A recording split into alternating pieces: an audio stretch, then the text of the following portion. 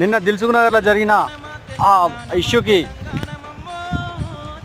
దిల్సుఖ్నగర్లో జరిగిన నిరసన ర్యాలీకి జీవో 46 బాధితులకు గ్రూప్ 1 అభ్యర్థులు అండ్ ఓయూజేఏసీ సంపూర్ణ మద్దతు ఉంది.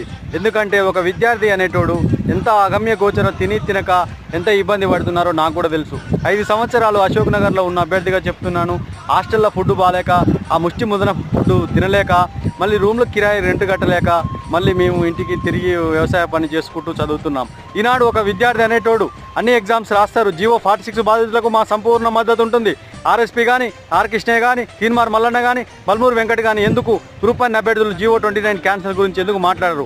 317 గురించి ఎందుకు మాట్లాడరు? జీవో 46 రద్దు గురించి ఎందుకు మాట్లాడరు? కాబట్టి లేకపోతే తక్షణమే మీ గవర్నమెంట్ని రద్దు చేస్తాం. మీరు రిజర్వేషన్ పొందుకుంటా, ఎమ్మెల్యేలు ఎంపీలు రిజర్వేషన్ పొందుకుంటా, విద్యార్థులకు రిజర్వేషన్ లేకుండా జీవో 29 గ్రూప్ 1 అంటే నా ఆషామాషి పోస్ట్ కాదు.